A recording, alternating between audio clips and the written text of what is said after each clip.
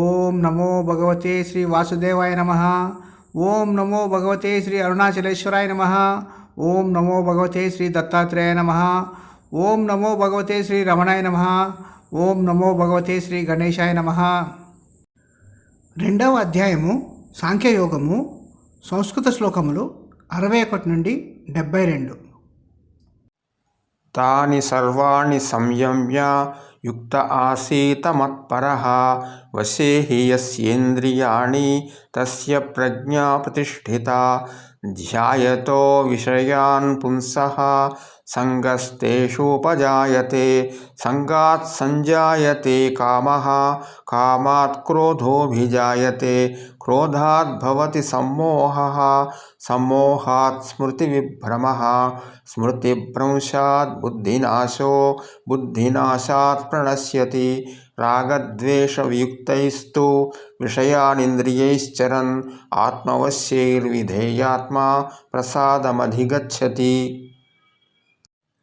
ప్రసాదే సర్వదుఃఖానాం హానిరస్యోపజాయతే ప్రసన్నచేతసో హ్యాశు బుద్ధిః పర్యవతిష్ఠతే నాస్తి బుద్ధిరయుక్తస్య నచాయుక్తస్య భావనా నచాభావయతః శాంతిః అశాంతస్య కుతః సుఖం ఇంద్రియాణాం హి చరతాం యన్మనోనువిధీయతే తదస్య హరతి ప్రజ్ఞాం వాయుర్నావమివాంభసి తస్మాద్యస్య మహాబాహో నిగృహీతాని సర్వశః ఇంద్రియాణీంద్రియార్థేభ్యః తస్య ప్రజ్ఞా ప్రతిష్ఠితా.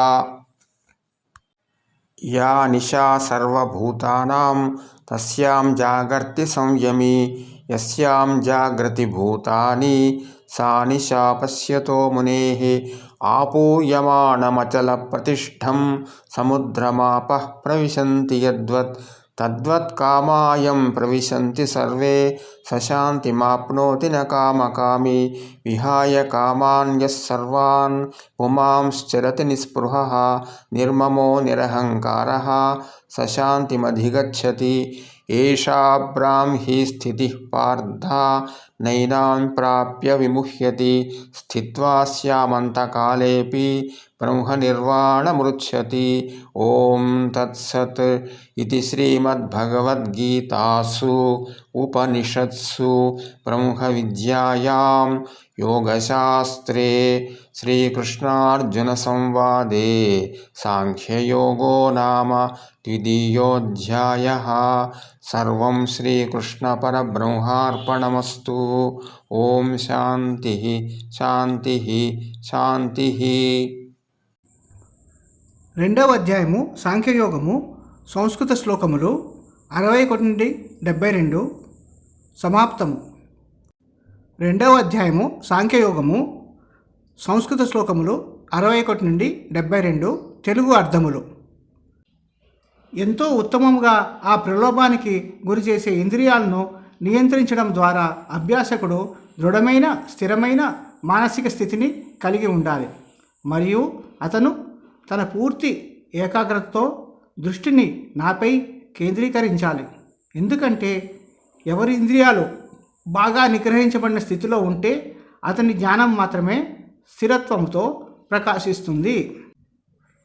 ఏ మానవుడైతే ఇంద్రియాలు గ్రహించే విషయాలైన స్పర్శ, రుచి, వాసన, చూడటము మరియు వినడము వంటి విషయాలను నిరంతరము ఆలోచిస్తూ ఉంటాడో ఆ మానవుడు వాటిపై తీవ్రమైన ఆసక్తిని పెంచుకుంటాడు. ఆ ఆసక్తి కోరిక పుట్టిస్తోంది. ఆ కోరికతో విపరీతమైన కోపము పుడుతోంది. ఆ కోపముతో అర్థము లేని మూర్ఖత్వము పుడుతోంది. ఆ మూర్ఖత్వముతో మతిమరుపు పుడుతోంది. ఆ మతిమరుపుతో హేతుబద్ధత, విచక్షణ, మేధస్సు నశించిపోతున్నాయి.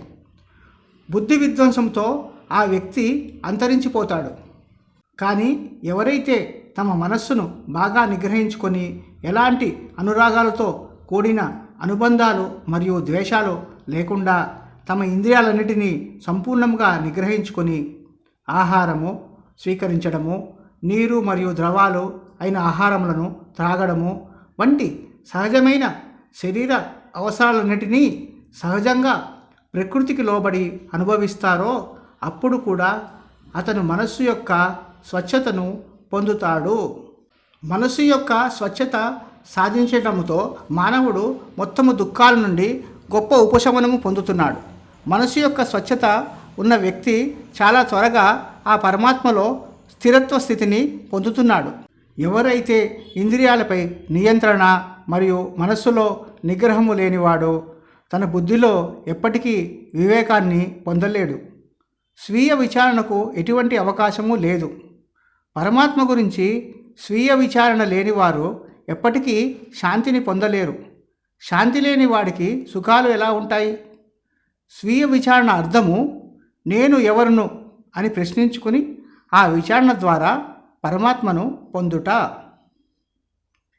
ఏ విధముగా చురుకైన ఇంద్రియాలు అవి కోరుకునే ప్రాపంచిక విషయాలను మరియు వ్యక్తులను అనుసరిస్తాయో అదే విధముగా మనస్సు కూడా బాహ్య ప్రపంచం యొక్క విషయాలను వ్యక్తులను అనుసరిస్తుంది. మరియు మనస్సు యొక్క హేతుబద్ధత విచక్షణ అంతా ఆ ప్రక్రియలో పోతుంది. ఇది అననుకూల గాలులు లోతైన సముద్రంలో ఓడను దూరముగా తీసుకుని వెళ్ళి నాశనం చేయడం లాంటిది. అందుచేత ఓ అర్జున, ఎవరైతే ప్రాపంచిక విషయాలు మరియు వ్యక్తుల వైపు వెళ్లకుండా అన్ని విధాలుగా తమ ఇంద్రియాలను సంపూర్ణంగా నిగ్రహించుకుంటారో అతని జ్ఞానము మాత్రము చాలా స్పష్టంగా నిర్వచించబడిన స్థిరమైన స్థితిలో ఉంటుంది. సకల జీవరాశులకు రాత్రిగా కనిపించేది ఏదైనా దానిలో తన నిగ్రహంతో కూడిన ఇంద్రియాలతో యోగ సాధకుడు జాగృత స్థితిలోనే ఉంటాడు. ఏ విషయంలో జీవరాశులన్నీ జాగృత స్థితిలో ఉన్నాయో పరమాత్మ తత్వాన్ని చూసే ఋషికి ఆ విషయము రాత్రిలా ఉండిపోతుంది. గర్జన చేస్తూ ప్రవహించే నదుల జలాలు ఎలా నిశ్శబ్దంగా పూర్తిగా నిండిన నిశ్చలమైన సముద్ర జలాల్లోకి ప్రవేశిస్తున్నాయో ఆ విధముగానే అన్ని సౌకర్యవంతమైన ఆనందకరమైన విషయాలు పరమాత్మను ధ్యానిస్తున్న వ్యక్తిని చేరుతున్నాయి మరియు అవి అక్కడ అణిచివేయబడుతున్నాయి.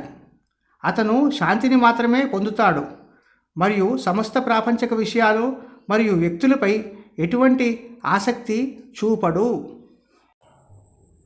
ఎవరైతే తన సమస్త కోరికలను త్యజించి స్పర్శ, రుచి, వాసన, చూడటము మరియు వినడం ద్వారా జరిగే ఇంద్రియాలు గ్రహణము చేసే సమస్త విషయాలను త్యజించాడో వాటిపై ఎటువంటి ఆశ లేకుండా తన వ్యక్తిగత అహంకారాన్ని విడిచిపెట్టి ఎవరైతే మిగిలిపోతాడో అతను మాత్రమే శాంతిని పొందుతున్నాడు. ఓ అర్జున, ఇదంతా పరమాత్మ స్థితికి సంబంధించిన విషయములు.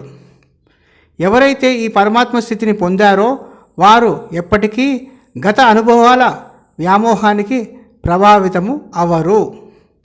తన శరీరాన్ని విడిచిపెట్టే సమయంలో కూడా అతను ఈ స్థితిలో ఉంటే అతను పరమాత్మ యొక్క శాశ్వతమైన ఆనందరూపమైన ముక్తిని పొందుతాడు.